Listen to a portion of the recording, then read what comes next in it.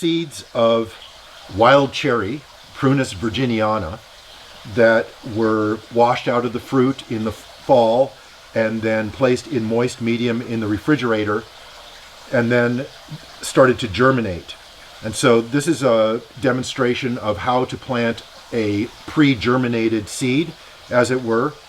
And you can see how the radical is coming out of the little seed here.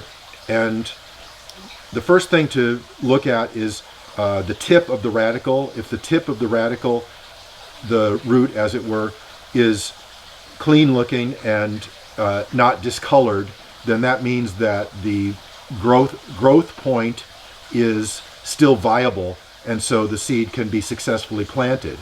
And then clearly the seed needs to be planted root down with the aerial parts, the plumule, right next to the surface of the soil, and then tamped in. So here's the method. You make a little hole, place the seed in with the radical going straight down and with the cotyledons right up at the surface. Now we'll pick another one. Oh, look at this. The radical has become discolored, and so that means that this is not a good seed. So you can say that pre-germination of seeds is sometimes good and sometimes not so good, because that's a reject. So let's choose another one. Okay, here's another one. The radical has just barely begun to come out of the seed coat, and it still has a healthy color, so this one can be planted. Now these will germinate and grow very rapidly. Actually, they're already germinated, but they'll grow very rapidly once they get set in the flat this way. And I can just set in one germinating seed per cell because I already know that it's good. And so I don't have to crowd them like I might crowd them if I didn't know whether I had 100% germination or not. Here's one with a really long radical, but it's going to be all right. So there's a little bit of mold right at the apex, but that mold is not a concern because all that is some mold that's on the testa because there was a little bit of fruit from the cherry left.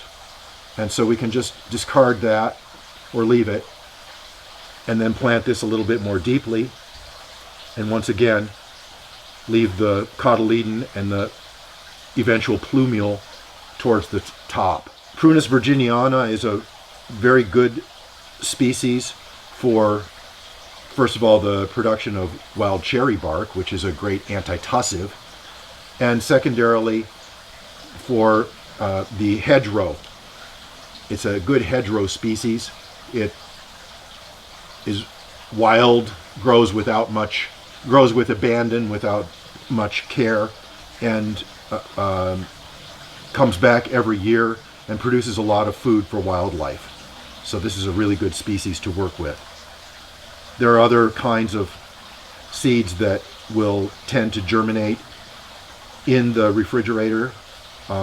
One of the ones that occurs to me right now is the Mandrake, which is actually coming up in here in this flat right here.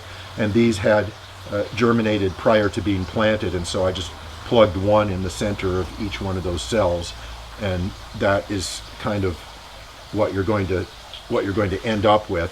Here you can see that the testa, the seed coat, is actually still being carried aloft by the cotyledon leaves of the plant, and so that makes it clear what's going on, that this is actually the seed that was planted, because it reminds you of what it looked like. So that's it. That's the way to plant a pre-germinated seed.